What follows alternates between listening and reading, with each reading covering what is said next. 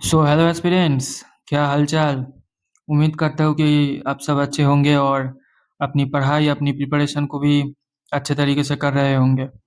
काफ़ी दिन हो गया मैं फिर से एक मैथ का क्लास लेके तुम सभी के लिए आ गया हूँ। जितने भी सारे क्वेश्चंस आज के सेशन में रहेंगे सारे के सारे PYQs है, अलग अलग एग्ज़ाम का क्वेश्चंस है, इम्पोर्टेंट है सभी के सभी क्वेश्चंस। तो अच्छे से समझना और ध्यान से देखते रहना। 15 क्वेश्चन टोटल रहेंगे और मैं जितना डिटेल में हो सके तुम सभी को समझाने का कोशिश करूँगा। तो चलिए क्लास को शुरू करते हैं। तो पहला क्वेश्चन क्या बोल रहा है, ये एवरेज का क्वेश्चन है। पहला question, average of two numbers is 90 and one of the numbers is towards the other, find both the numbers. अब जो नंबर दिया हुआ है वो है दो नंबर, जो मेंशन नहीं है इनका सम बोल, इनका जो एवरेज है वो बोल दिया है 90। तो सम में निकाल पाऊंगा, तो सम कितना होगा, सम होगा, ये दो नंबर बोल दिया है तो सम होगा इनका एवरेज 90 इंटू दो, ठीक है, जो कि दो नंबर बोला हुआ है तो 180, ये हो जाएगा टोटल सम। अब जो मुझे बोला है कि one of the number is twice the other, तो मैंने मान लिया कि एक नंबर है x और दूसरा नंबर है इसका डबल, मतलब ये x का डबल तो 2x। तो इन दोनों का सम जो है, इन दोनों का सम है ये 180, यही तो है। ये दो दो नंबरों का सम 180 है और यही दो नंबर है जो मैंने मान लिया x प्लस 2x, तो इसका सम है 180। अब क्या है कि ये कितना हो जाएगा, 3x equals to 180 and x कितना हो जाएगा फिर 180 डिवाइडेड बाई 3, काट दो इसको तो कितना होगा 60। तो x का मान कितना हो गया 60, मतलब मेरा एक नंबर जो है वो आ गया, ठीक है। इसको ऐसे 1 मार्क कर दो, ओके। अब दूसरा नंबर आसानी से निकल जाएगा क्योंकि ये जो पहला नंबर है दूसरा नंबर इसका डबल है जो कि 2x, तो 2 इंटू ये x का वैल्यू यहाँ पे रख दो तो कितना हो जाएगा 120, ठीक है। ये हो जाएगा दूसरा। मुझे बोला है कि फाइंड बोथ द नंबर्स, मतलब मुझे ये दोनों ही नंबर निकलना था, क्वेश्चन में यही दोनों नंबर निकलने के लिए बोला था, तो जो कि मेरा निकल गया। एक है 60 और दूसरा है 120, ओके। तो इसका जो राइट आंसर हो जाएगा वो होगा option C, 60 and 120। Option C is the answer, okay. चलते हैं नेक्स्ट क्वेश्चन पे। नेक्स्ट क्वेश्चन बोल रहा है, ये टाइम एंड वर्क का क्वेश्चन है। देखो, if 4 men can reap a field in 5 days working 9 hours a day, in how many days can 10 men reap the same field working 6 hours a day? तो दे दिया है कि चार लोग हैं, चार लोग एक फील्ड है जो 5 दिनों में 9 घंटे काम करके कंप्लीट कर रहा है, ठीक है। और वही सेम फील्ड 10 लोग मिलकर 6 घंटे पर डे काम करके कितने दिनों में कंप्लीट करेगा, तो डेज पूछ रहा है। तो ऐसे क्वेश्चन में एक फॉर्मूला आता है, जब भी आपको टाइम एंड वर्क का इस टाइप का क्वेश्चन एग्जाम में मिले कि मेन या वुमेन दे दिया या डेज दे दिया या आवर्स दे दिया या और कुछ दे दिया कि कितना काम कर रहा है, मतलब वर्क मेंशन कर दिया, तो एक फॉर्मूला जो है वो है MDH फॉर्मूला। देखो, M1 D1 H1 divided by W1 equals to M2 D2 H2 divided by W2। M मतलब मेन या वुमेन जो भी बोल देगा, D मतलब डेज, H मतलब आवर्स और W मतलब वर्क, ओके। ये है फॉर्मूला। अब देखो, क्वेश्चन में क्या क्या मेंशन कर दिया, बस ये वैल्यू यहाँ पे लिख दो। देखो पहला जो बोला है कि 4 मेन इंटू, अच्छा यहाँ पे कुछ नहीं रहने का मतलब है कि इंटू है सब में, ठीक है। तो 4 इंटू 5 डेज, पहला कंडीशन ये 5 डेज, और आवर्स कितना 9 घंटे, और वर्क कुछ नहीं बोला, ए फील्ड बोल दिया है, एक ही फील्ड है तो नीचे 1 लिख दो, और 1 अगर नहीं भी लिखोगे तो भी चलेगा। अब men to second condition 10 into days मुझे निकलना है सेकेंड कंडीशन में, तो डेज को ऐसे D2 ही रख दो, और आवर्स कितना दे दिया 6, और वही सेम फील्ड, मतलब एक ही फील्ड में काम होना है, तो अब ये आपस में गुना कर दो। 4 5 20, 20 और 9 कितना 180 इक्वल्स टू यहाँ पे 60 इंटू D2। ओके, अब ये 60 D2 के साथ गुना में है, तो ये जब यहाँ पे आएगा तो ये डिवाइडेड बाय में आएगा, ठीक है। तो 180 divided by 60 equals to D2, 0 0 चला गया, और 3 6 8 18, तो आंसर कितना आया मेरा 3। मतलब सेकेंड कंडीशन में ये जो 10 लोग 6 घंटे मिलकर 6 घंटे पर डे काम कर रहा है, तो कितने दिनों में काम खत्म करेगा 3 दिनों में, 3 दिनों में काम खत्म करेगा, ठीक है। तो ये मेरा ऑप्शन सी है, और यही मेरा आंसर है। ओके, समझ में आया। एमडीएच का क्वेश्चन जब भी आएगा तो ऐसे करना है, और यही है फॉर्मूला, ठीक है। इसको तुम लोग नोट कर लो या फिर याद रख लो। ओके, चलो नेक्स्ट क्वेश्चन पे देखो। Next question profit and loss का क्वेश्चन है, ठीक है। Ranjan purchased A bicycle for ₹5,000 and paid ₹250 for its transportation. If he sells the bicycle for ₹5,075, find his profit or loss percentage. Question में bicycle का जो कीमत है, मतलब कॉस्ट प्राइस, वो दे रखा है 5,000 रुपया, और इसका ट्रांसपोर्टेशन करने में जो एक्स्ट्रा खर्चा लग गया वो है 250 रुपया।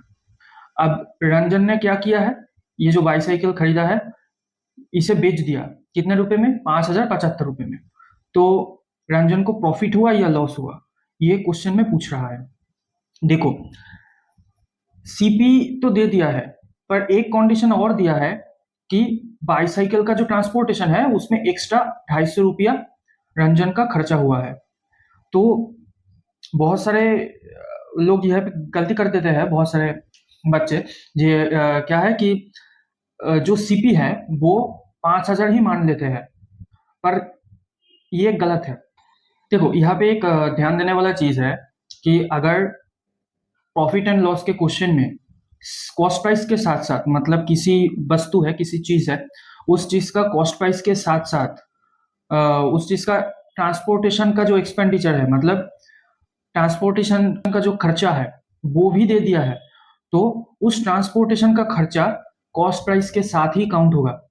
ओके, क्योंकि देखो सेलिंग प्राइस जो है वो तो अलग है, वो किसी चीज को कितने रुपए में बेच रहा है उस चीज का है। पर अगर मान लो कि तुम एक बाइक खरीदे हो, अब उस बाइक को, या बाइक छोड़ो, तुम एक कुछ बड़े चीज खरीदे हो, जैसे कि मान लो कोई बेड या सोफा, ऐसा कुछ खरीदे हो, तो वो तो आप हाथ में लेकर आ नहीं पाओगे, तो उसके लिए तुम्हें अलग से कोई गाड़ी या कुछ भी हो तो बुक करना पड़ेगा, और उस चीज का एक अलग से ट्रांसपोर्टेशन का खर्चा जाएगा, तो वो क्या होगा, वो तो तुम्हारे कॉस्ट प्राइस के साथ ही ऐड होगा ना। तो यहाँ पे देखो, अब सीपी बोल दिया है कि 5,000, और ट्रांसपोर्टेशन मैंने टी लिख दिया, ट्रांसपोर्टेशन का क्या खर्चा आया 250। अब ये दोनों जो है ये आपस में जुड़ जाएगा, प्लस हो जाएगा, ठीक है। तो इसका टोटल कॉस्ट प्राइस कितना होगा, इसका जो एग्जैक्ट कॉस्ट प्राइस है वो है 5,200 50। अब क्वेश्चन में मुझे बोल दिया कि सेलिंग प्राइस, कि इस बाईसाइकिल को 5075 रुपए में उसने बेच दिया, तो सेलिंग प्राइस कितना बोला है? 5075 रुपया। अब प्रॉफिट और लॉस परसेंटेज कितना है ये पूछ रहा है। देखो, सीपी है 5250 और एसपी है 5075, मतलब कॉस्ट प्राइस ज्यादा लग गया पर सेलिंग प्राइस कम हुआ, मतलब यहाँ पे लॉस हो रहा है। ठीक है, कुछ फॉर्मूलास है, लिख लो। देखो, अगर प्रॉफिट निकलना है तो सेलिंग प्राइस में से कॉस्ट प्राइस घटाना पड़ेगा। ओके, क्योंकि अगर कॉस्ट प्राइस से तुम ज्यादा रुपए में बेचोगे तो जितना ज्यादा रुपए में बेच रहे हो वही तो प्रॉफिट है। और अगर लॉस निकलना है तो सीपी से एसपी को घटाना पड़ेगा, क्योंकि कॉस्ट प्राइस से कम रुपए में तुम बेच रहे हो, तो जितना कम रुपए में बेच रहे हो उतना ही तुम्हारा लॉस है। जैसे कि इस कंडीशन में यही हो रहा है, लॉस हो रहा है कि कॉस्ट प्राइस ज्यादा है और सेलिंग प्राइस कम है। ठीक है, तो ये दोनों याद रखना फॉर्मूला, या फिर नोट कर लेना, मदर फॉर्मूला है ये। ठीक है, तो देखो अभी ये जो है घटा दो कि लॉस हो रहा है, तो 5250 और 5075 माइनस कर दो, कितना होगा? 5 से 10 गया 5, 7 और 1 8, 7, 175। ठीक है, ये लॉस है। अब क्वेश्चन में मुझे बोल दिया कि लॉस परसेंटेज निकालना है, तो लॉस परसेंटेज कैसे निकालोगे? देखो, लॉस परसेंटेज हमेशा प्रॉफिट परसेंटेज या लॉस परसेंटेज किसके हिसाब से निकलेगा, किसके ऊपर निकलेगा? कॉस्ट प्राइस के ऊपर। ठीक है, क्योंकि कॉस्ट प्राइस ही मेरा फिक्स्ड रेट है। इससे इससे क्या हो रहा है, मैं अगर प्रॉफिट करूंगा तो मैं चीजों का जो कीमत है वो बढ़ा रहा हूँ, और अगर मुझे लॉस करना है तो मैं घटा रहा हूँ कॉस्ट प्राइस से वैल्यू। ठीक है, तो इसीलिए कॉस्ट प्राइस के ऊपर ही प्रॉफिट या लॉस परसेंटेज काउंट होता है। तो सबसे पहले जितना प्रॉफिट और जितना लॉस हो रहा है वो ऊपर लिख दो। जैसे कि यहाँ पे 175 रुपए का लॉस हो रहा है, तो लॉस डिवाइडेड बाई 5250, क्योंकि ये कॉस्ट प्राइस है। ठीक है, इंटू 100, क्योंकि मुझे परसेंटेज निकालना है, कितना प्रतिशत, तो इस प्रतिशत के लिए 100 लग गया गुना में। ठीक है, अब काट दो, और 5 से गया 2, 5 और 1 25, 7 से जाएगा तो 10/3, तो इससे भाग कर दो,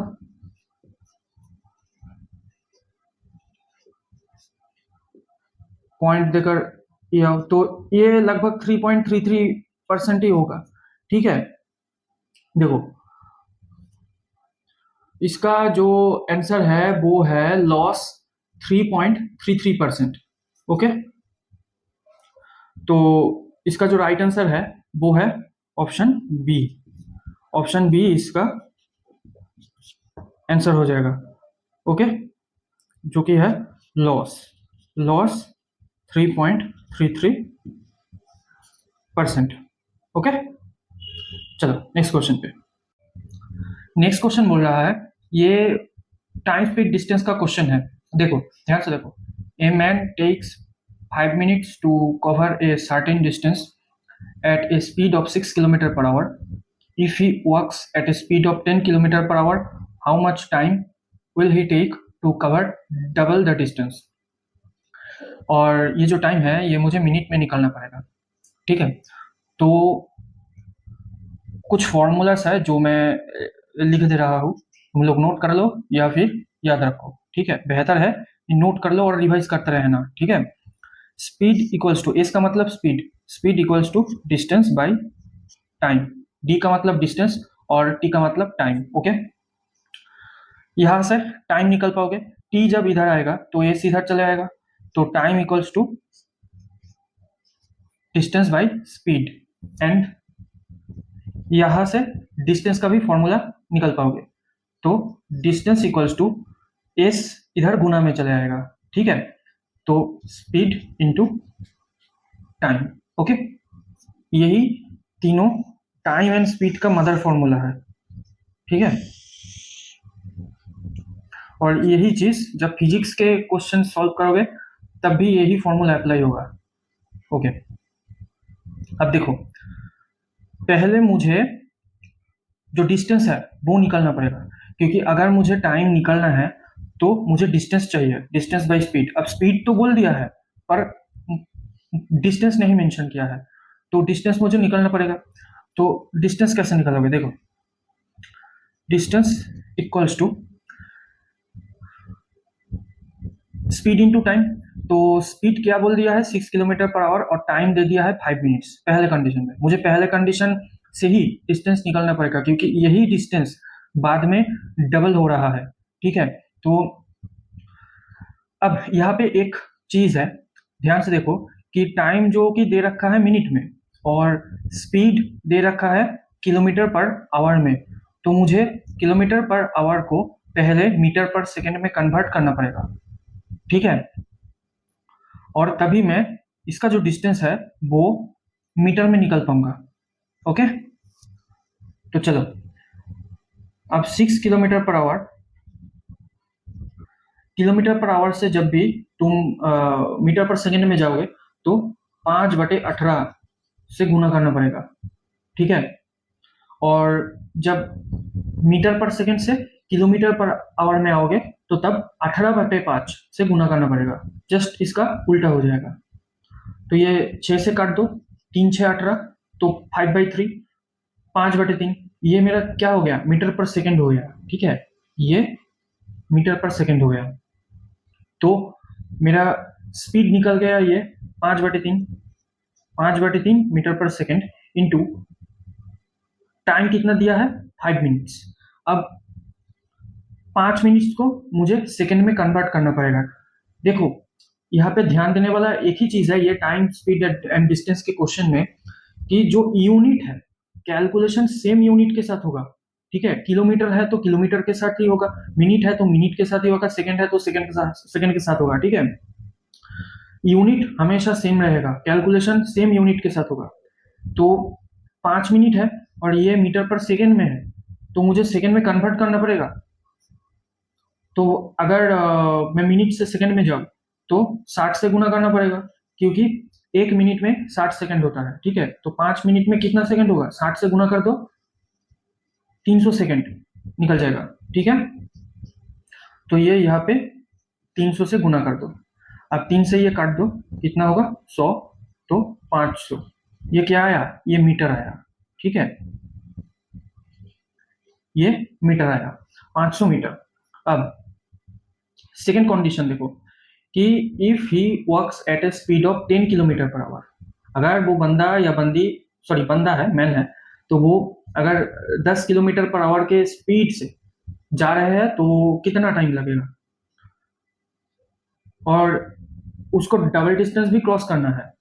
तो डबल डिस्टेंस मतलब इसका 2 गुना, ठीक है, मतलब 1000 मीटर। तो 1000 मीटर इसको क्रॉस करना है। अब देखो, टाइम निकालना पड़ेगा मुझे, तो टाइम का फॉर्मूला क्या है, टाइम का फॉर्मूला है distance by speed. Distance double cross करेगा तो कितना हो जाएगा, 1000 मीटर। और स्पीड कितना दे रखा है, स्पीड दे रखा है 10 किलोमीटर पर आवर। वही सेम चीज कि मेरा डिस्टेंस जो है मीटर में है और स्पीड दे रखा है किलोमीटर पर आवर में, तो मुझे मीटर पर सेकेंड में कन्वर्ट करना पड़ेगा। तो 10 इंटू 5/18, किलोमीटर पर आवर से मीटर पर सेकेंड में जाना है तो 5/18 से गुना करना पड़ेगा, ओके। इसको काट दो 2 से, तो 5 दूगुना 10 और 9 दूगुना 18, तो 25/9, ओके। ये 25/9 जब नीचे आएगा तो तब ये जब इधर गुना में होगा, 1000 के साथ गुना में होगा तो 9/25 हो जाएगा, ओके। और इसके नीचे 1 आ जाएगा, तो 9/25, ओके। अब इसको काट दो, 5 5 25, और 5 दूना 10, डबल जीरो, 5 से और एक बार काट दो, 4 5 20 और जीरो, तो कितना होगा 360। 360 ये किस यूनिट में आया? ये सेकंड में आया। ये सेकंड में आया। कैसे? देखो, ये मैंने पहले किलोमीटर पर आवर को मीटर पर सेकंड में कन्वर्ट कर लिया था, और यही यही चीज मैंने ये जो 1000 मीटर डिस्टेंस है इसके साथ लगाया, तो टाइम सेकंड में आया, मीटर पर सेकंड में था, क्योंकि ठीक है। तो अब मुझे आंसर चाहिए मिनट में, ऑप्शन भी मिनट में दे रखा है। तो जब सेकंड से तुम मिनट में आओगे तो तब 60 से भाग करना पड़ेगा। ओके, तो नीचे 60 लगा दो। अगर तुम नीचे 60 लगाओगे तो ये सेकंड में नहीं रहेगा, ये फिर हो जाएगा मिनट में। ये अब मिनट में कन्वर्ट हो गया। ठीक है, 0 0 कट गया और ये 6 6 36, तो इसका आंसर कितना आया? 6 मिनट। ओके, और ऑप्शन है इसका डी, और यही मेरा आंसर है। ओके, इतना ही था इस क्वेश्चन में। तो टाइम स्पीड डिस्टेंस के क्वेश्चन में हमेशा याद रखना यूनिट सेम रखना है, और जो ये 3 फंडामेंटल फॉर्मूला है ये क्वेश्चन में जैसा जैसा बोलेगा वैसा वैसा करना है, जो निकलने के लिए बोलेगा वो निकालना है। और ये कन्वर्ट करने का जो एक चीज है 5/18 और 18/5, वो याद रखना है तुमको। ठीक है, नोट बना लेना प्रॉपर, मैं डिटेल में समझा रहा हूँ। ठीक है, हर एक क्वेश्चन मैं ऐसे ही समझाते चलूंगा। ओके, अब चलते हैं नेक्स्ट क्वेश्चन पे। देखो, नेक्स्ट क्वेश्चन बोल रहा है कि a person borrowed a sum of rupees 8000 at the rate of 10% per annum compounded semi-annually. The compound interest for a period of 1 year is, ये कंपाउंड इंटरेस्ट का क्वेश्चन है। तो क्वेश्चन में प्रिंसिपल बोल दिया है 8000, जो कि एक व्यक्ति ने उधार लिया है। अब कितना परसेंटेज में उधार लिया है? 10% पर एनम, हर साल 10% में।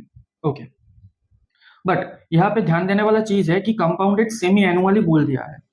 ओके, और ये 1 साल के लिए उधार लिया है, तो इसको 1 साल में कितना कंपाउंड इंटरेस्ट मिलेगा? तो देखो, सेमी एनुअली जो टर्म है इसका मतलब क्या है? सेमी एनुअली का मतलब है कि हर 1 साल में 2 बार इसको ब्याज मतलब इंटरेस्ट देना पड़ेगा। ठीक है, 2 बार के हिसाब से ब्याज होगा हर 1 साल। सेमी एनुअली का मतलब यही है, मतलब हाफ ईयरली।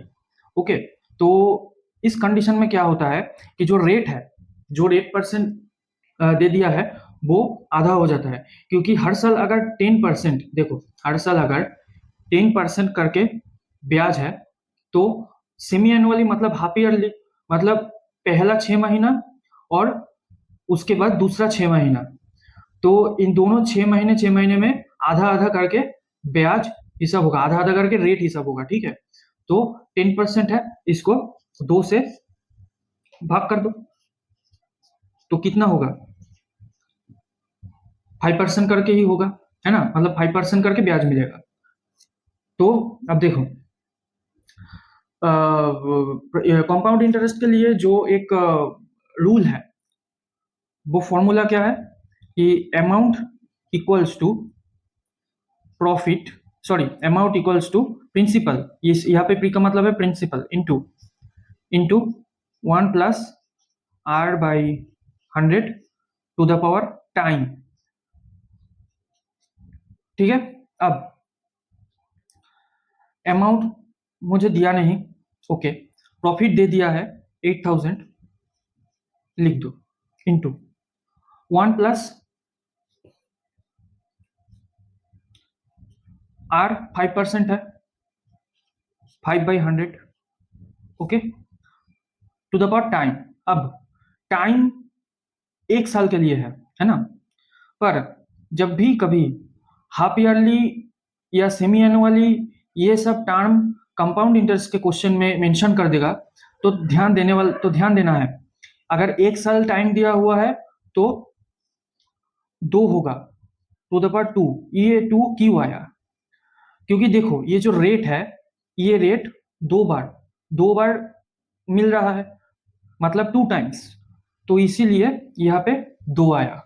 ठीक है, अगर यही क्वेश्चन में पीरियड ऑफ 2 ईयर बोल देता तो 2 साल में पर ईयर सेमी एनुअली, मतलब 2 बार करके टोटल 4 बार, तो 4 टाइम्स, यहाँ पे 4 आ जाता। ओके, यहाँ पे 1 साल के लिए बोला है तो 2 टाइम्स ब्याज हो रहा है, इसीलिए 2 आया। ओके, समझ गए? तो अब इसे सिंप्लीफाई करो।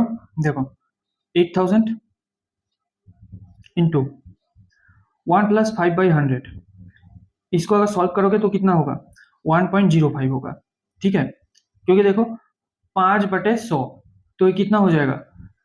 एक जीरो इधर चले आएगा और एक के लिए पॉइंट, तो 0.05, एंड 1 + 0.05 अगर करोगे तो 1.05 होगा, 1.05। ओके, इसका स्क्वायर। अब देखो ये गुना करने मत लग जाना, देखो नॉर्मल पॉइंट हटा के सिंप्लीफाई कर दो, हो जाएगा 1.05। थोड़ा कैलकुलेशन है, 100 क्यों आया बटे में, ये पॉइंट मैंने हटा दिया, पॉइंट हटा दिया तो पॉइंट के बाद 2 नंबर है, इसीलिए 100 आया है। ठीक है, और गुना में और एक बार होगा क्योंकि स्क्वायर है, तो 1.05 डिवाइडेड बाई 100, पॉइंट हटा दो। अब 2 0 0 कट गया और 1 0 यहां से कट गया। ओके, अब 5 से कट दो, 5 2 गुना 10, और 5 2 गुना 10, 5 1 के 5। अब इसको देखो 2 से तुम काट सकते हो, पर मैं नहीं कटूंगा। देखो 8 से अगर 21 का गुना करोगे तो कितना होगा? 168, 168, और 168 से अगर 105 का गुना करोगे तो कितना होगा? 17,640। 21 से देखो 168 इंटू 21 डिवाइडेड बाई 2, तो यहां से होगा 17,640 डिवाइडेड बाई 2। ओके, अब अगर 2 से 17,640 को डिवाइड करोगे तो आंसर कितना होगा? आंसर होगा 8,820, 8,820। ओके, ये है अमाउंट, ये तो मेरा अमाउंट निकला है क्योंकि यहाँ पे जो है ये मेरा अमाउंट है। ठीक है, पर मुझे क्या निकलना है? कंपाउंड इंटरेस्ट निकलना है। तो इंटरेस्ट कैसे निकलेगा? अगर अमाउंट से प्रिंसिपल को घटा दोगे तो इंटरेस्ट बच जाता है। ये सिंपल इंटरेस्ट के केस में भी सेम है और कंपाउंड इंटरेस्ट के केस में भी सेम है। ओके, तो सी आई देखो, तो सी आई क्या होगा? सी आई होगा 8,820, यहां से मैं प्रिंसिपल को घटा दूंगा तो कितना होगा मेरा? 820 बचेगा। ठीक है, और यही मेरा आंसर है जो कि है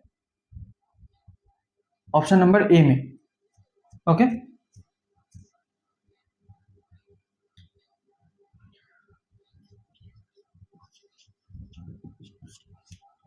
ओके, देखो कुछ फॉर्मूलाज है जो मैं लिख दे रहा हूँ, नोट कर लो। ये अमाउंट, अमाउंट निकालने के लिए क्या करना पड़ेगा? कंपाउंड इंटरेस्ट के लिए ये फॉर्मूला है, और अगर सिंपल इंटरेस्ट है तो सिंपल इंटरेस्ट के लिए है principal plus interest.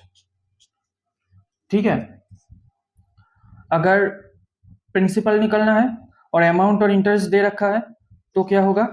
Amount minus interest equals to principal. Okay, और अगर इंटरेस्ट निकलना है तो अमाउंट और प्रॉफिट अगर सॉरी अमाउंट और प्रिंसिपल अगर मेरा है मेरे पास तो इंटरेस्ट आ जाएगा, जैसे कि इस केस में हुआ। ठीक है, amount minus principal equals to interest, ये सिंपल इंटरेस्ट के लिए है। ओके, इतना याद रखना मदर फॉर्मूला है। ओके, अब तुम सबके मन में एक क्वेश्चन आ रहा है शायद कि मैंने यहाँ पे एक बड़ा कैलकुलेशन है वो मैंने कैसे कर दिया, है ना। अब देखो, मैंने साइड में ये कैलकुलेशन पहले कर लिया था, ठीक है। वीडियो को थोड़ा पॉज करके मैंने कर लिया था साइड में, ताकि कैलकुलेशन करने के बाद टाइम ज़्यादा ना हो सके, ठीक है, ज़्यादा वीडियो बड़ा या लंबा ना हो जाए इसलिए। तो चलो नेक्स्ट क्वेश्चन पे देखो। Next question profit and loss का क्वेश्चन है। The selling price of 84 items is equal to the cost price of 105 items. What is the percentage of profit gained in the transaction. 84 items है, इनका जो selling price है वो 105 item का जो cost price है इसके साथ समान है, बराबर है। तो जो प्रॉफिट परसेंटेज है वो कितना है, मतलब क्वेश्चन में साफ साफ ये मेंशन कर दिया कि इस केस में प्रॉफिट हुआ है। तो देखो, ऐसे टाइप के क्वेश्चन में जैसे जैसा बोलेगा वैसा वैसा कर दो क्वेश्चन के हिसाब से। ये सेलिंग प्राइस ऑफ 84 आइटम्स बोल दिया तो एसपी 84, एसपी 84, 84 आइटम का सेलिंग प्राइस जो कि बराबर है, इक्वल है किसके साथ, selling price cost price of 105 item, ठीक है, कॉस्ट प्राइस ऑफ 105 आइटम। अब इसको सिंप्लीफाई कर दो, एसपी एसपी के नीचे सीपी को लेके आओ, तो 105 जो है, क्योंकि सीपी इसके साथ गुना में है तो 105 डिवाइडेड बाई, और 84 एसपी के साथ गुना में है तो 84 को नीचे लेके आओ, 105 बटे 84। ओके, अब ये तो 5 और 1 6 और 8 और 4 12, ये 3 से चले जाएगा, 3 से चले जाएगा, इसको छोटा कर लो, 3 त्रिक का 9, 9 से 10 1 तो 5 15, और 3 दुगुना 6 8, 3 8 24, तो 35 डिवाइडेड बाई 28। ये फर्दर डिवाइडेड होगा 7 से, 5 7 35 और 4 7 28, तो 5 बटे 4, ठीक है। अब देखो, सेलिंग प्राइस जो है वो 5 है, कॉस्ट प्राइस जो है वो 4 है ना।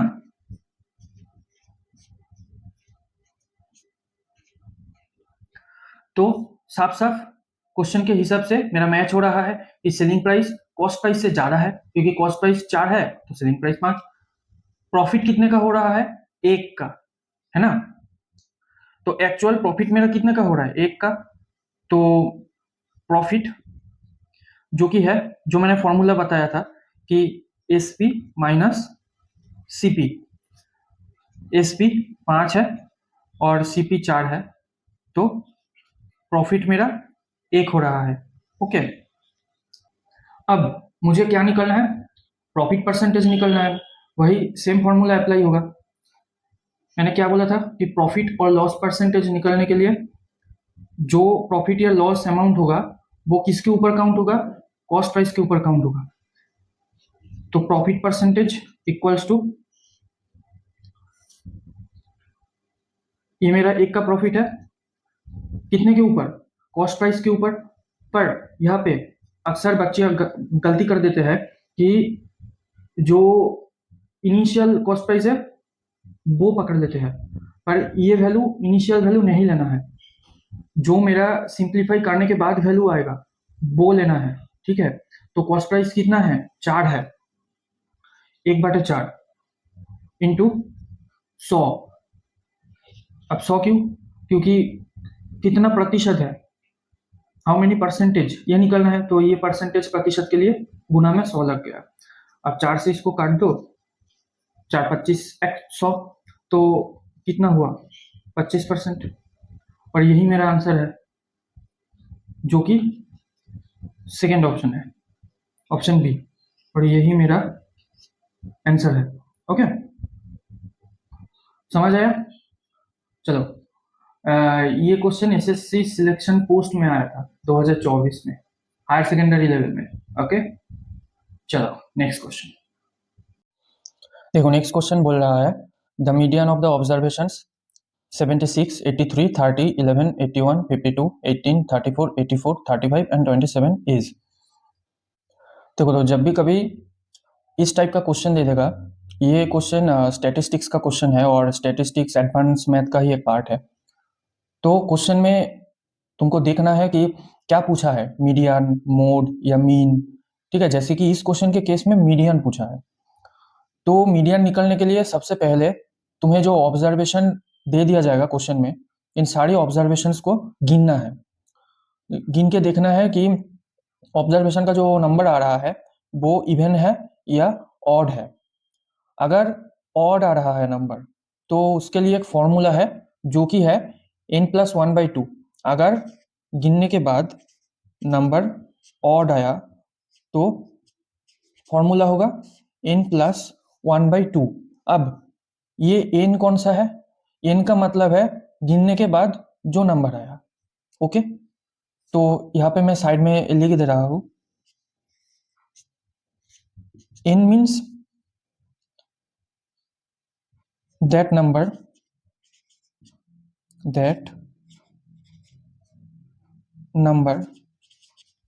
after observation count,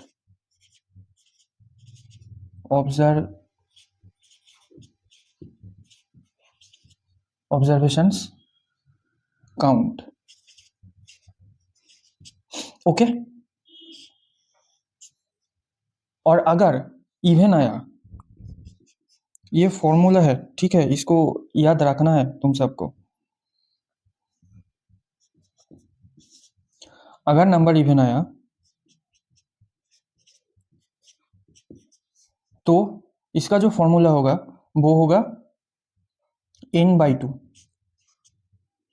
अब ये यहाँ पे इनका मतलब क्या है? इवन के केस में जो सिक्स्थ टर्म, मतलब जो सिक्स्थ ऑब्जर्वेशन और सेवेंथ ऑब्जर्वेशन, ये दो है। मानो कि 12 ऑब्जर्वेशन है, तो 12 ऑब्जर्वेशन में जो सिक्स्थ टर्म और सेवेंथ टर्म है, ये दोनों को पहले जोड़ना पड़ेगा। जोड़ के फिर 2 से भाग करना पड़ेगा, तब निकल जाएगा इसका जो इवन मीडियन है वो। ठीक है, तो देखो यहाँ पे इनका मतलब एक्चुअली में है कि जितना भी ऑब्जर्वेशन दे दिया गया है तुमको, वो ऑब्जर्वेशन का जो मिडिल 2 टर्म्स है, मिडिल 2 ऑब्जर्वेशन है, बीच का 2 ऑब्जर्वेशन, उसको जोड़ के 2 से भाग करना। तो मैं लिख दे रहा हूं कि मिडिल 2 ऑब्जर्वेशन।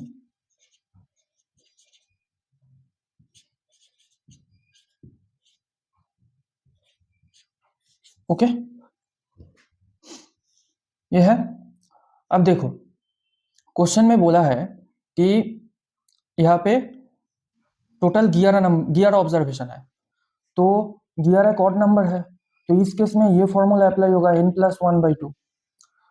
तो सबसे पहले जितने भी ऑब्जर्वेशन दिया है इसको छोटे से बड़े क्रम में लिख लो, अरेंज कर लो। ठीक है, असेंडिंग ऑर्डर में। तो सबसे मेरा छोटा नंबर क्या है? 18।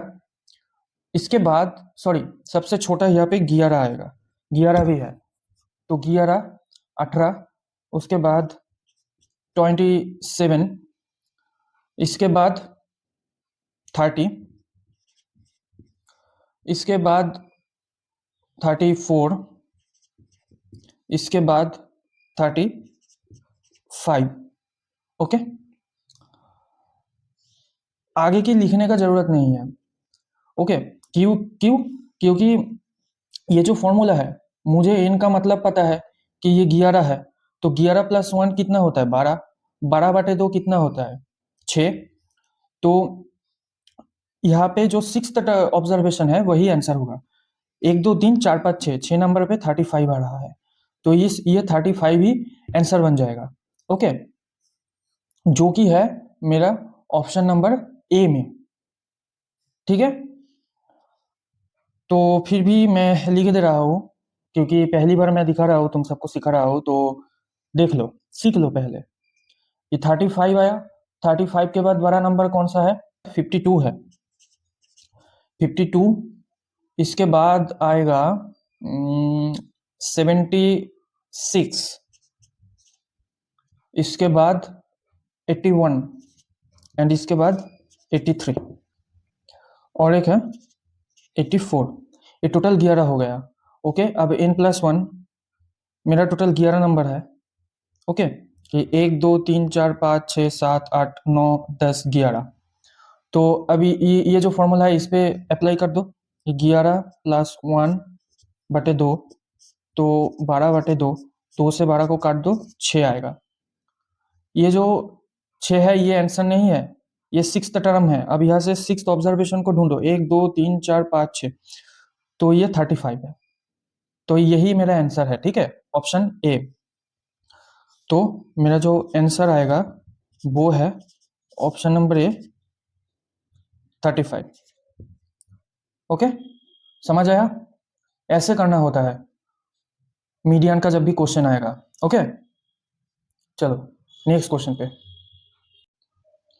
देखो। नेक्स्ट क्वेश्चन बोल रहा है कि ये मोड का क्वेश्चन है, स्टेटिस्टिक्स का ही है। ये find the mode of the observation 21 27 25 31 21 35 23 25 32 and so on. जो यहाँ पे जितने ऑब्जर्वेशंस दिया हुआ है, तो मोड निकालने के लिए तुम्हें क्या चीज अप्लाई करना पड़ेगा? देखो, मोड सिंपल है कि जितने भी ऑब्जर्वेशंस दिया हुआ है, इन सारे ऑब्जर्वेशंस को पहले ध्यान से देखो, और जो सबसे ज्यादा बार है ऑब्जर्वेशंस, ठीक है, वही तुम्हारा आंसर होगा। तो इसके लिए पहले ऑप्शंस की तरफ ध्यान दो, क्वेश्चन को पहले देख लो, फिर ऑप्शंस पे ध्यान दो सीधा। ये ऑप्शंस में कौन सा ऑब्जर्वेशन दिया हुआ है? जैसे कि यहाँ पे 21 25 27 और 31, ये 4 ऑब्जर्वेशन दिया है ऑप्शन पे। मतलब इन्हीं चारों में से कोई एक नंबर मेरा आंसर होगा, कोई एक ऑप्शन आंसर होगा। तो सीधा पहले 21 को देख लो कि 21 कितने बार है। ये जो ऑब्जर्वेशंस दिया हुआ है, इतने सारे ऑब्जर्वेशंस में 21 कितने बार है। फिर चेक कर लो 25 कितने बार है, फिर देखो 27 कितने बार है, फिर देखो 31 कितने बार है। तो अगर 21 को मैंने देखा कि 21 कितने बार है, तो 1 2 3, टोटल 3 बार 21 है। अच्छा, फिर मैंने 25 को देखा, 25 टोटल कितने बार है? 25 टोटल है 1 2 बार। और फिर मैंने 27 को देखा, 27 टोटल कितने बार है? 1 2 बार है। और 31 कितने बार है? 31 है 1 और 2 बार। तो सबसे ज्यादा बार मेरा 21 ही आ रहा है ना? 21 ही मेरा सबसे ज्यादा बार आ रहा है, जो कि है 3 बार। तो यही मेरा आंसर है, और ये है ऑप्शन नंबर ए में। ओके, यही मोड है। ओके, याद रहेगा। चलो नेक्स्ट क्वेश्चन पे। नेक्स्ट क्वेश्चन एडवांस मैथ का है, तो अच्छे से देखना और समझना। The ratio between the length and width of a rectangular park is 3:8 and the perimeter of the park is 264 metre. Find the area of the park in metre square. देखो, rectangular park बोल दिया है, सबसे पहले ही ध्यान देना है तुम्हें कि जो बोला है कि सर्कुलर है या रेक्टेंगुलर है, उस पे ध्यान देना कि रेक्टेंगुलर पार्क बोल दिया। और इसका जो लेंथ और विड्थ है वो अलग से मेंशन नहीं किया, पर इनका जो रेशियो है वो मेंशन कर दिया। और रेक्टेंगुलर पार्क का जो पेरीमीटर है ना, वो मेंशन कर दिया है 264 मीटर। ओके, तो ये जो तुम्हें लेंथ और विड्थ दिया है, क्योंकि लेंथ और विड्थ के बिना हम रेक्टेंगुलर पार्क का किसी भी चीज का ऑपरेशन तो नहीं कर पाएंगे। तो ये जो रेशियो दिया है इसको 3x और 8x मान लो, कि जो मेरा लेंथ है, जो लेंथ है वो है 3x, ये मैंने मान लिया लेट। ओके, और जो विड्थ है ये मैंने 8x मान लिया। ओके, अब जो इनका पेरीमीटर है वो है 264 मीटर। अब रेक्टेंगुलर पार्क का जो पेरीमीटर है उसका जो फॉर्मूला है वो है, देखो, पेरीमीटर रेक्टेंगुलर पार्क का जो पेरीमीटर है वो है 2 इंटू एल प्लस बी, मतलब 2 इंटू लेंथ प्लस ब्रीथ। अब 2 into 3x plus 8x, length 3x है और ब्रीथ जो है वो 8x है, तो 2 इंटू 11x मेरा हो जाएगा 22x। अब ये जो मैंने इतना कैलकुलेशन किया, इसका जो वैल्यू है ये क्वेश्चन में दे दिया कि 264 मीटर है ना, तो यहाँ पे 264 लिख दो, ये मुझे बैलेंस करना पड़ेगा। ओके, तो अभी इसको बैलेंस कर दो। तो देखो x का मान क्या हो जाएगा, 264 डिवाइडेड बाई 22, x के साथ 22 गुना में है तो ये जब इधर आएगा तो ये डिवाइडेड में चले आएगा। अब इसको तुम काट दो, 2 से ही काटो, 11 बार में जाएगा 132 और 11 से ये भी चले जाएगा, भाग कर लो साइड में, कोई दिक्कत नहीं।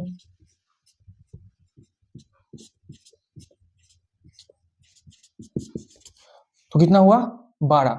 ओके, 11 से इसको काट दो 12, तो x का मान कितना आया, x का मान आया 12। ओके, अब देखो ये जो x का मान 12 आया, ये अब ये जो लेंथ और ब्रीथ है ये जो लेंथ और ब्रीथ है इसके साथ गुना कर दो, क्योंकि x का मान 12 आया, ये वैल्यू पुट करके बस गुना कर दो, तो मेरा प्रॉपर लेंथ और प्रॉपर ब्रीथ ये दोनों आ जाएगा। ठीक है, तो देखो मेरा जो एक्चुअल लेंथ आया, सो लेंथ 3 इंटू 12, तो 3 बारा कितना होता है 36, और जो मेरा ब्रीथ आया वो है 8 इंटू 12। ओके, 8 बारा कितना होता है 96, है ना। अब क्वेश्चन में मुझे क्या पूछा है कि ये जो रेक्टेंगुलर पार्क है इनका एरिया निकालने के लिए, तो रेक्टेंगुलर पार्क का जो एरिया है ये निकालने का जो फॉर्मूला है वो है length into breadth, length into breadth. Okay, तो अब वैल्यू पुट कर दो कि ये जो 36 है और इंटू 96 है, तो इसको गुना करके क्या आएगा, लास्ट में तो यूनिट डिजिट 6 ही होगा, क्योंकि 6 6 36 होता है 6। अब इतना बड़ा कैलकुलेशन करने मत लग जाना, ऑप्शन में ध्यान दो कि ऑप्शन में अगर कोई भी नंबर यूनिट डिजिट का 6 मिले और बाकी कोई ऑप्शन पे नहीं 6 है तो वही आंसर है। जैसे कि यहाँ पे ऑप्शन सी में है यूनिट डिजिट 6, तो यही आंसर है, बाकी मेरा ऑप्शन देखने का ध्यान जरूरत ही नहीं है और कैलकुलेशन भी करने का कोई मतलब नहीं।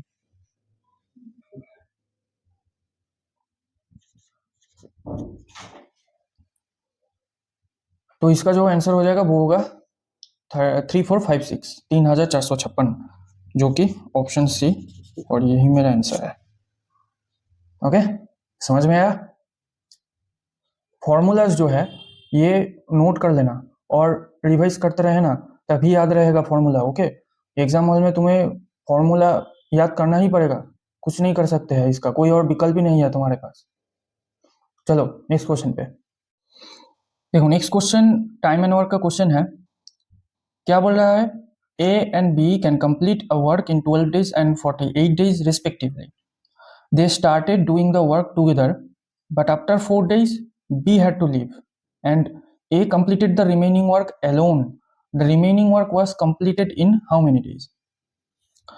ये क्वेश्चन LPCBT 2 में आया था, मेंस का क्वेश्चन है, 2025 में ये एग्जाम हुआ था। देखो, जब भी कभी टाइम एंड वर्क के क्वेश्चन में ऐसा बोल देगा कि किसी एक को छोड़ के जाना है, या इतना दिन काम किया फिर चले गया और बाकी का जो काम है वो किसी और को कंप्लीट करना है, तो ऐसे क्वेश्चन में क्वेश्चन के हिसाब से करना पड़ता है। लॉजिक लगा के ध्यान से करो। देखो, सबसे पहले जो ये टाइम दे दिया है ना 12 और 48, यहाँ से टोटल वर्क निकल लो। टोटल वर्क कैसे निकालोगे? 12 और 48 का एलसीएम ले लो, तो 12 से ही चला जाएगा। तो इसका जो टोटल वर्क है वो है 48। ओके, अब टोटल वर्क निकालने के बाद एफिशिएंसी निकाल लो। एफिशिएंसी क्या होगा? ए का जो एफिशिएंसी है ये है, और ये एफिशिएंसी है ए का, जो कि है 48 डिवाइडेड बाई, मतलब total work divided by time. अब ए को कितना टाइम लग रहा है? 12, क्योंकि ये ए है और ये बी है ना। तो काट दो तो 4, ए का एफिशिएंसी 4 है। अब बी का एफिशिएंसी कितना है? 48 डिवाइडेड बाई 48, क्योंकि बी को 48 दिन ही टाइम लग रहा है, तो 48 काट दो 1, बी का एफिशिएंसी आ गया 1। अब क्वेश्चन का असली खेल यहां से शुरू होगा। देखो, क्वेश्चन को समझो और ध्यान से पढ़ो कि दोनों ने शुरुआत में एक साथ मिलकर काम शुरू किया था, और 4 दिन बाद, मतलब काम शुरू होने के 4 दिन बाद से ए को अकेला काम करना है। क्यों? क्योंकि बी काम छोड़ के चले जाएगा, बी को काम छोड़ के चले जाना है। तो ये जो शुरुआत का 4 दिन है, ये शुरुआत का 4 दिन तो ए और बी दोनों ने एक साथ मिलकर काम किया है, तो दोनों का जो एफिशिएंसी है, दोनों का एक साथ का एफिशिएंसी ही काम हुआ है ना। दोनों का जो एक साथ का एफिशिएंसी है, उस एफिशिएंसी से ही 4 दिन का काम हुआ है। तो 4 और 1 कितना हो जाएगा? 5 जोड़ देना है। ये 5 एफिशिएंसी से 4 दिन काम हुआ है, तो 5 इंटू 4 कितना काम हो गया है? 4 5 20। इसको अगर और भी आसान तरीके से तुम लोग समझना चाहते हो तो खिलौने, देखो खिलौने मुझे टोटल कितना बनाना है? 48, और मेरा खिलौने दोनों ने मिलकर 4 दिन में कितना बना दिया? 20 बना दिया। अब जो रिमेनिंग खिलौने बनाने हैं वो कौन बनाएगा? वो बनाएगा ए, क्योंकि बी को अब चले जाना है। तो रिमेनिंग वर्क कैसे निकलेगा?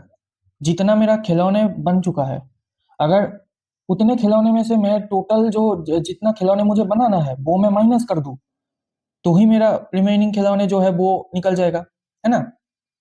तो देखो, मेरा जो रिमेनिंग खिलौने है,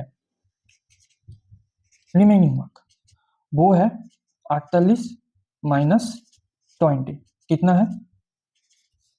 28। अब इतना खिलौने कौन बनाएगा? ए बनाएगा, क्योंकि बी अब काम छोड़ के चले गया। तो ए को कितना टाइम लगेगा? ए को टाइम लगेगा, देखो यहाँ पे एक लॉजिक है, समझने वाली बात है कि मुझे टोटल वर्क नहीं लेना है टाइम निकलने के लिए, 28 खिलौने बनाने हैं, क्योंकि क्वेश्चन में बोला है कि रिमेनिंग वर्क मतलब जितना अब बचा है वही तो ए करेगा ना, तो यहाँ पे रिमेनिंग वर्क आएगा। ओके, ऐसे केस में remaining work divided by time, sorry divided by efficiency. कितने एफिशिएंसी से करेगा?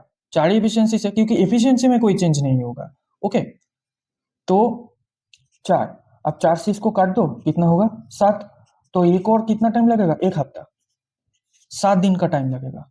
ओके, और यही मेरा आंसर है, जो कि है ऑप्शन नंबर सी। ओके, समझ गए? अब देखो, कुछ फॉर्मूलास है जो तुम सब नोट कर लो टाइम एंड वर्क के लिए। देखो, जो टोटल वर्क है, total work equals to efficiency into time, ये मदर फॉर्मूला है, ठीक है। यही से तुम एफिशिएंसी और टाइम निकाल पाओगे। अगर तुम्हारे पास किसी दो का वैल्यू है तो तुम किसी एक को निकाल पाओगे।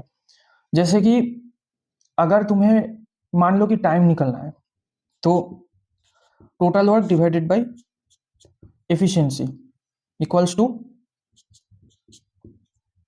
टाइम। जैसे कि इस केस में यही हुआ कि यहाँ पे रिमेनिंग वर्क का केस था, तो टोटल वर्क की जगह रिमेनिंग वर्क आया, और डिवाइडेड बाय एफिशिएंसी, तो टाइम निकल गया। अगर तुम्हें एफिशिएंसी निकलना है तो total work divided by time equals to efficiency आ जाएगा, जो कि यहाँ पे हुआ कि total work divided by time हुआ था, है ना। यही 3 फॉर्मूलास है जो कि मदर फॉर्मूला है, ये तुम सबको याद होना चाहिए। ओके, फॉर्मूलास जो है वो किसी एक जगह पे लिख लेना और उसके बाद रिवाइज करते रहना, बार बार रिवाइज करते रहना और क्वेश्चंस लगाते रहना, प्रैक्टिस करते रहना, फॉर्मूलास याद हो जाएंगे। ओके, किसी भी फॉर्मूला, वो एडवांस मैथ का भी हो और ये फॉर्मूलास भी हो, ठीक है। चलो नेक्स्ट क्वेश्चन पे देखो। नेक्स्ट क्वेश्चन ये परसेंटेज का क्वेश्चन है, इलेक्शन वाला क्वेश्चन। ध्यान से देखो।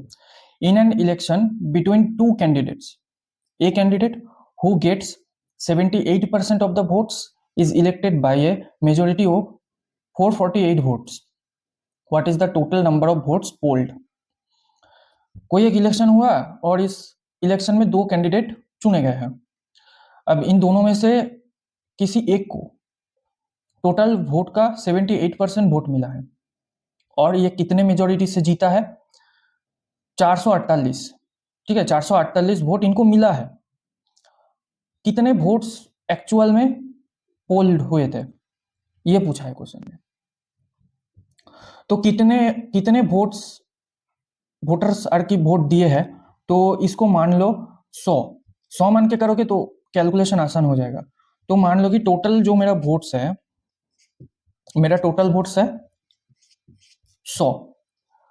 अब 2 कैंडिडेट है, ये 100 वोट्स 2 कैंडिडेट को मिला है।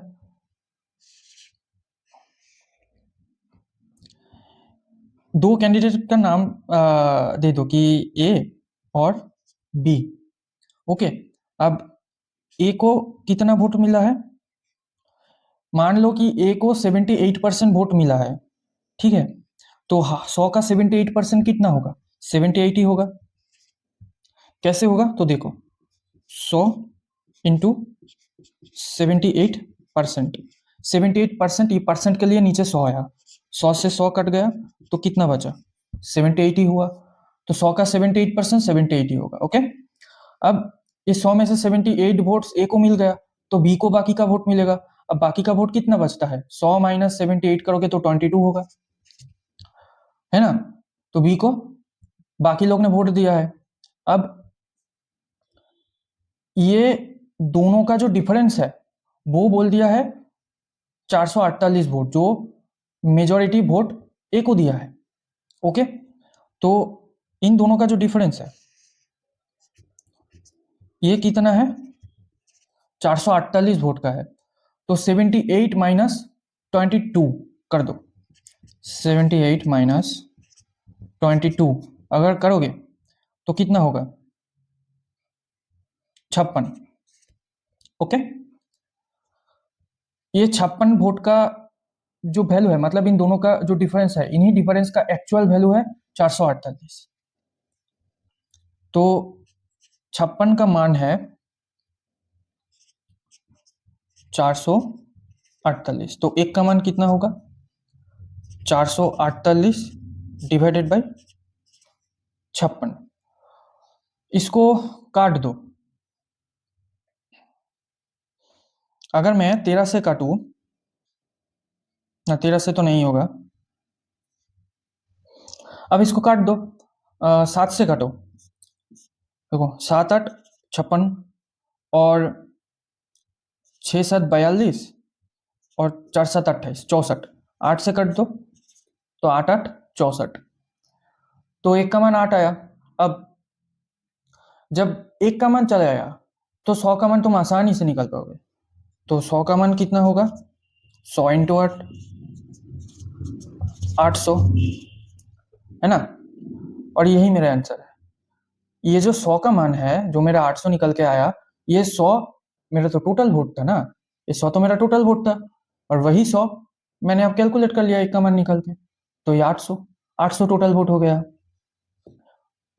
यही आंसर है जो कि है ऑप्शन ए। समझ आया?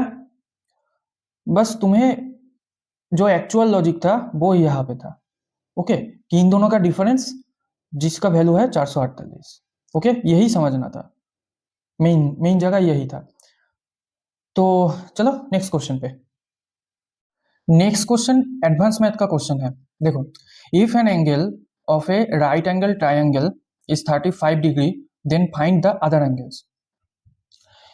एक राइट एंगल ट्राइंगल बोल दिया है जिसका किसी एक डिग्री को बोल दिया है कि 35 डिग्री है, तो जो दूसरा एंगल है वो निकालने के लिए बोल दिया। अब हम सबको पता है कि राइट एंगल ट्राइंगल का जो एक एंगल है वो है 90 डिग्री का, और ये है 90 डिग्री वाला एंगल, है ना। और जो दूसरा एंगल है वो है 35 डिग्री। अब जो ट्राइंगल का फॉर्मूला है जो है कि किसी भी ट्राइंगल का जो तीनों इनर एंगल है, तीनों इनर एंगल का सम है 180 डिग्री।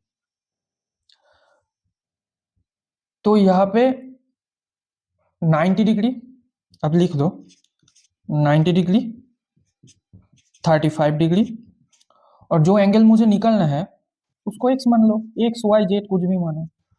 ये तीनों इनर एंगल का सम कितना होता है? 180 डिग्री।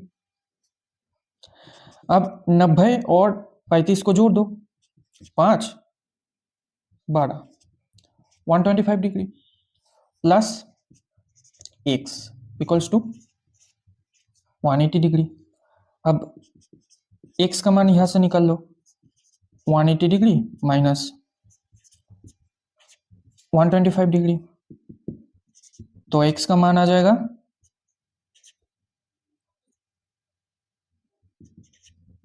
55 डिग्री, है ना। तो एक्स का मान 55 डिग्री आ गया। तो यहाँ पे मेरा तीनों एंगल का अब वैल्यू निकल के चले आया।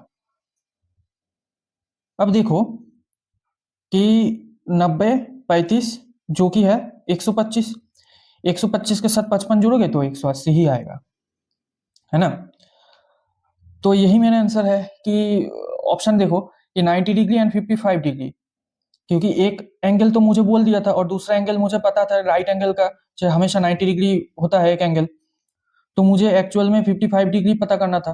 तो मेरा क्या क्या होगा, 90 डिग्री और 55 डिग्री, क्योंकि एक तो मुझे पता ही था 90 डिग्री, और देखो चारों ऑप्शन में 90 डिग्री हर जगह है।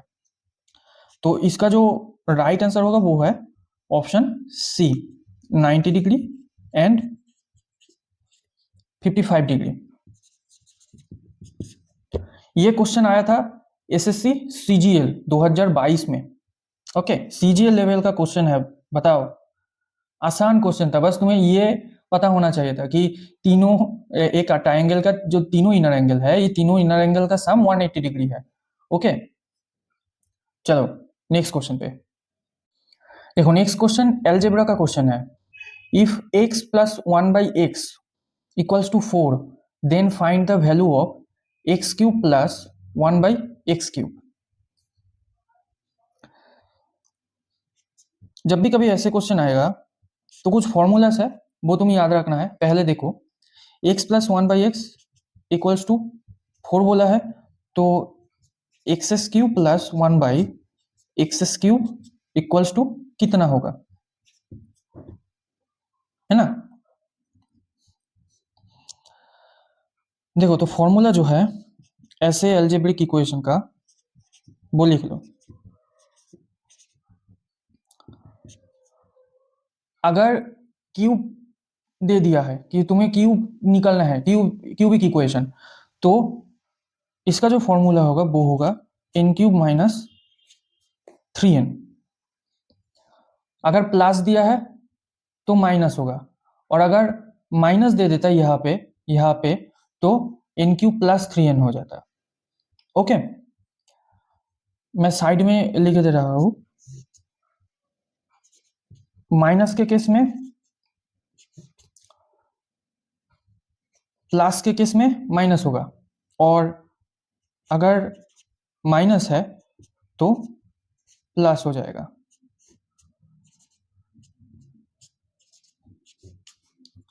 ओके, अगर यहीं पे स्क्वायर दे देता कि एक्स स्क्वायर, यहां पे क्यूब लिख दो, अगर स्क्वायर दे देता तो स्क्वायर का फॉर्मूला क्या हो जाता? स्क्वायर का फॉर्मूला हो जाता, देखो, एन स्क्वायर -2, ये होता अगर प्लस है तो ये x square plus 1/x square, और अगर माइनस होता तो होता एन स्क्वायर +2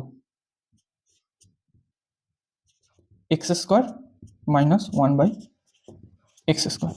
तो ये स्क्वायर का केस और क्यूब का केस, ये याद रखना है, ठीक है। तो यहाँ पे क्वेश्चन के हिसाब से देखो, अब डायरेक्ट फॉर्मूला अप्लाई कर दो ऐसे क्वेश्चन पे। अगर तुम्हें फॉर्मूलास पता है तो तुम डायरेक्ट फॉर्मूला अप्लाई कर दो, इसको ऐसे यहाँ पे होल स्क्वायर करके a+b उसका होल स्क्वायर का फॉर्मूला फिर सिंप्लीफाई करोगे, सॉल्व करोगे, टाइम वेस्ट मत करना है। ऐसे डायरेक्ट फॉर्मूला याद कर लो और लगा दो, टाइम बच जाएगा। तो क्यूब है तो माइनस है, तो देखो इन क्यूब, इनका मतलब क्या है? इनका मतलब यहाँ पे जो x + 1/x या फिर x - 1/x जिसका वैल्यू दे देगा, जितना देगा वही इनका मान है, ठीक है। तो n क्यूब -3n, तो 3 इंटू गुना में 4 है ना। तो 4 का क्यूब कितना होता है? 64, 4 का स्क्वायर 16 और फिर क्यूब तो 64 -12, 2 से 4 गए 2, 1 से 6 गए 5, 52, 52 आंसर है इसका, ठीक है। तो इसका राइट आंसर है ऑप्शन बी। ओके,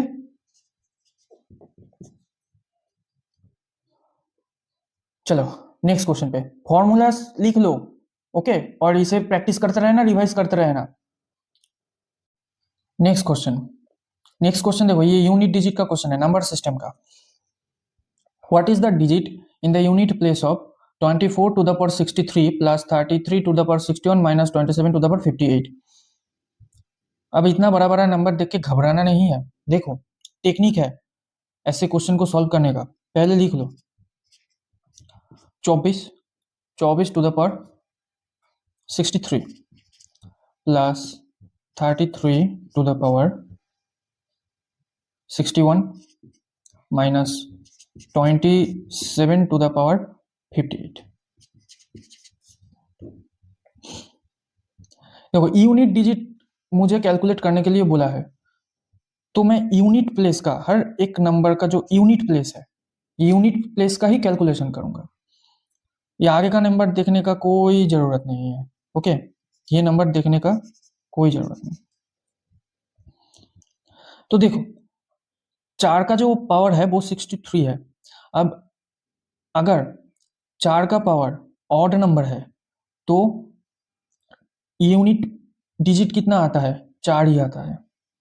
अगर 4 का पावर इवन है तो यूनिट डिजिट 6 आएगा।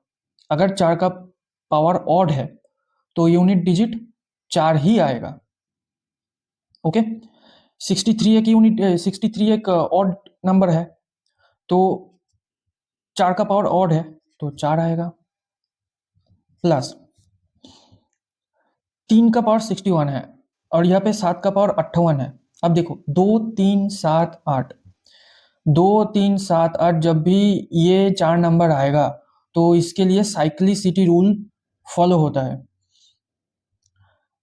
साइक्लिसिटी रूल में क्या होता है कि जो पावर है उसको 4 से डिवाइड करना पड़ता है।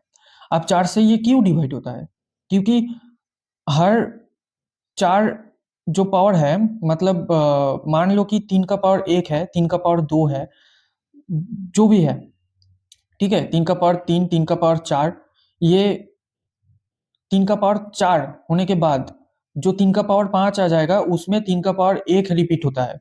अब 3 का पावर 1 कितना होता है? 3, है ना। वही 3 के पावर 5 करने में आ जाएगा। इसी को साइक्लिसिटी रूल बोलते हैं कि 4 नंबर तक पावर डिजिट 4 नंबर तक जो यूनिट डिजिट का वैल्यू होता है वो चेंज होते रहता है, पर जब भी पावर में 5 आ जाता है तो तब यूनिट डिजिट प्लेस जो है वो पावर 1 होने पे जो होता है वही आता है। इसीलिए 4 बार चेंज हो रहा है, इसीलिए 4 साइक्लिसिटी रूल है और ये 4 से भाग करना पड़ता है, ठीक है, पावर को। तो देखो 4 से अगर 61 को मैं भाग दूं तो 4 15 60 है ना, 4 15 60 तो कितना बचता है, 1 बचता है, तो 3 का पावर 1।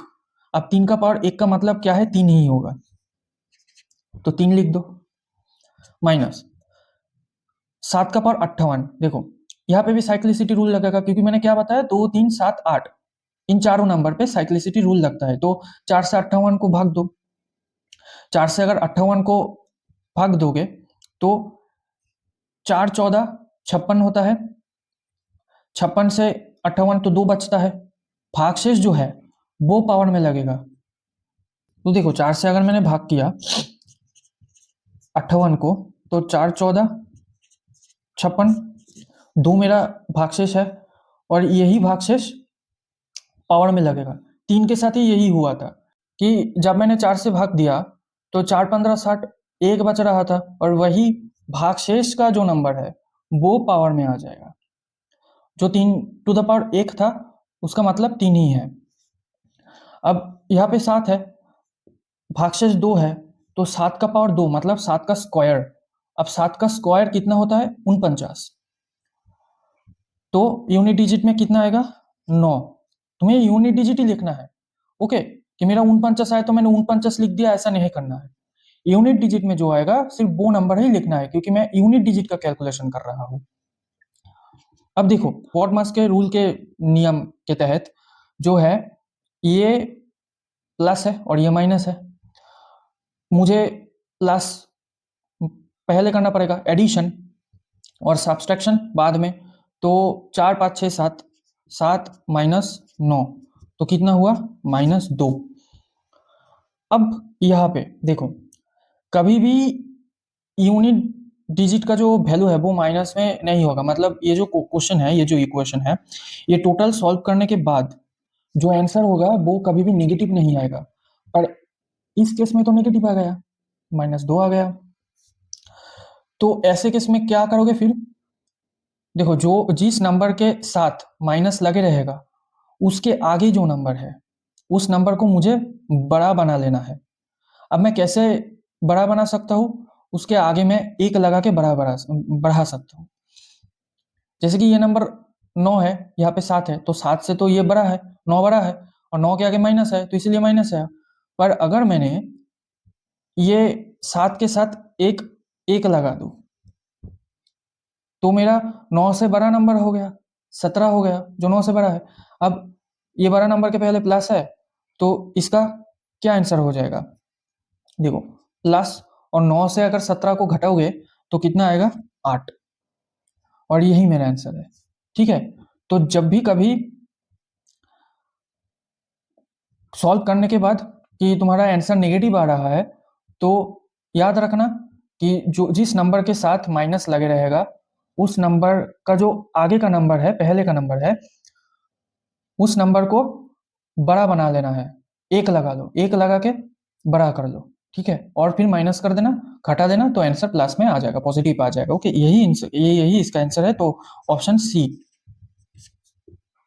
ओके। तो ऐसे यूनिट डिजिट का क्वेश्चन सॉल्व होता है। ये क्वेश्चन थोड़ा ट्रिकी है तो ध्यान देना, ठीक है, क्योंकि 2 लॉजिक लगा है, एक तो ये 4 का अलग है और ये 2 3 7 8 का जो अलग सा साइक्लिसिटी रूल है ये भी तुम्हें ध्यान रखना है।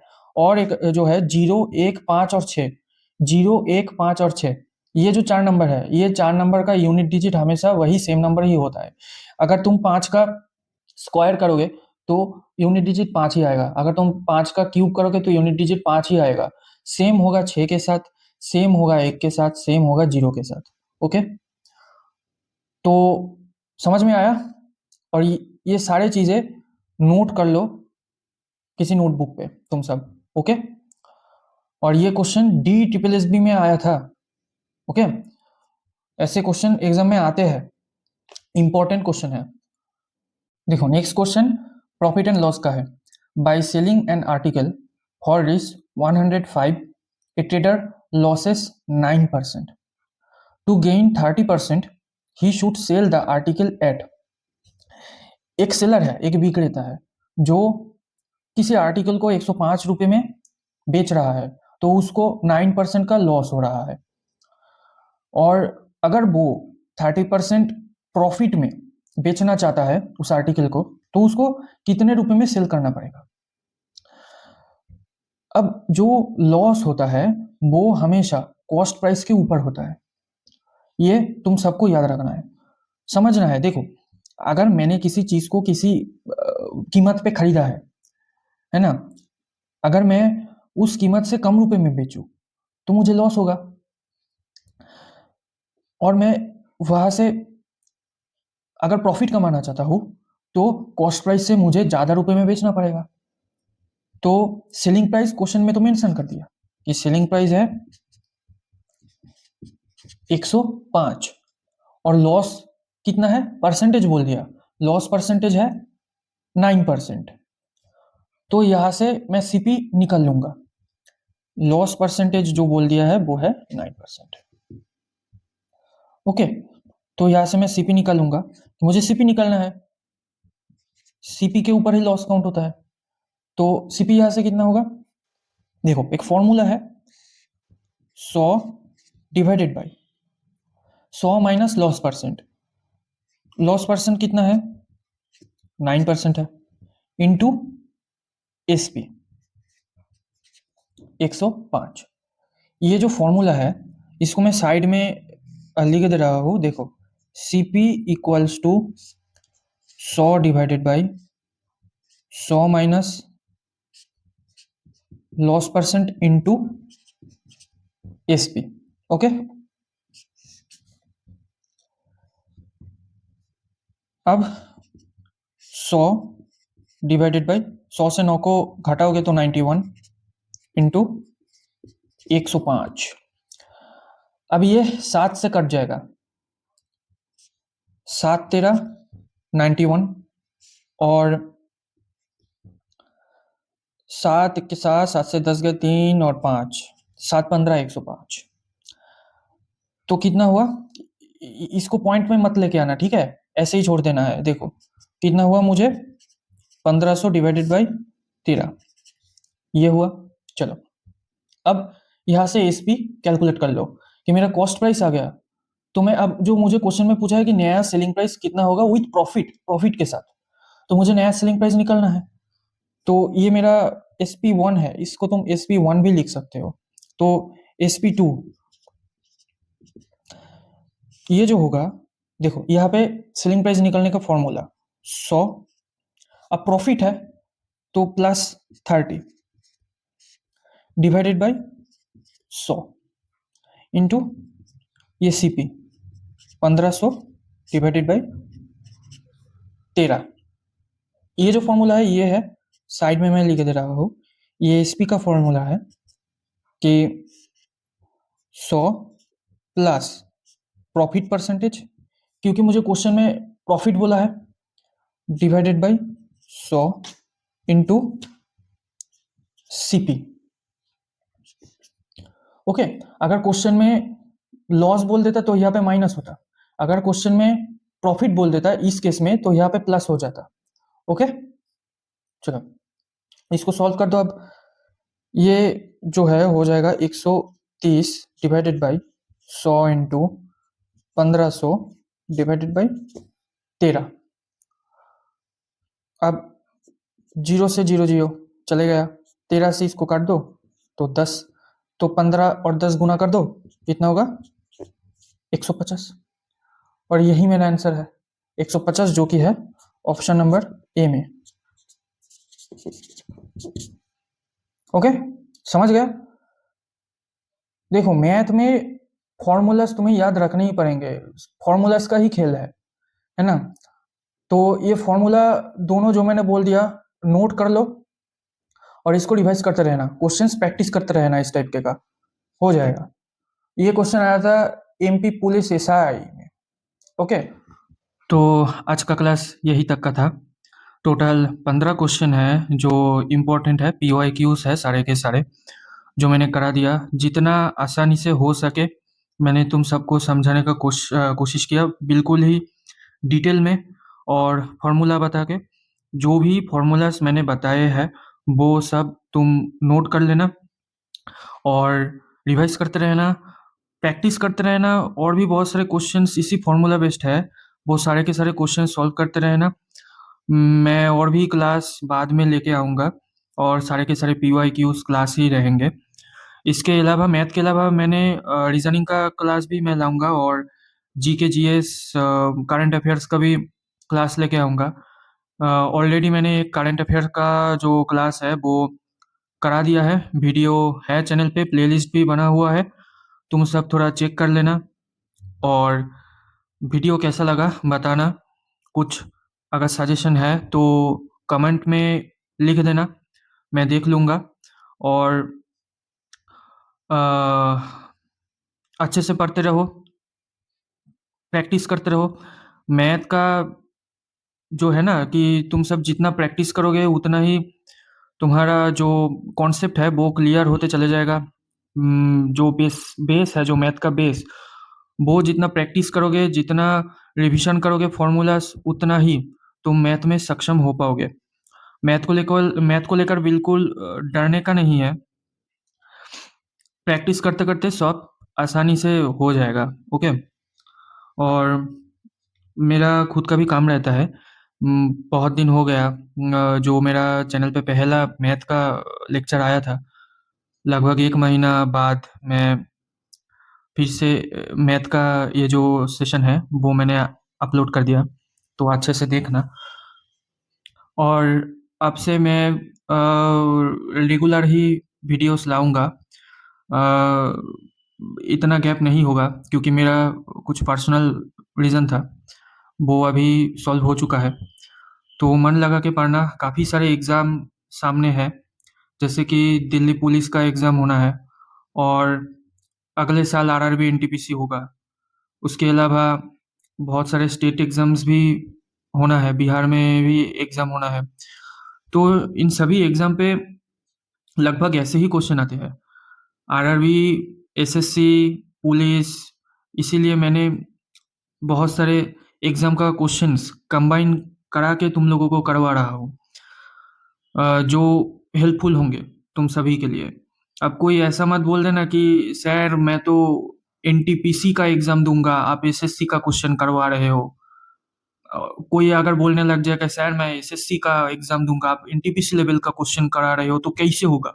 देखो, क्वेश्चन हर एग्ज़ाम में लगभग सेम ही होते हैं। हर एग्ज़ाम का जो लेवल है क्वेश्चन का, वो मैथ में खास करके ऐसे ही होते हैं। चेंजेस अगर रहता है तो थोड़ा बहुत नंबरिंग में चेंजेस रहता है और क्वेश्चन का लैंग्वेज जो है थोड़ा घुमा फिरा के देता है एग्ज़ाम के लेवल के हिसाब से। बाकी क्वेश्चंस तो तुम्हारा यही होना है।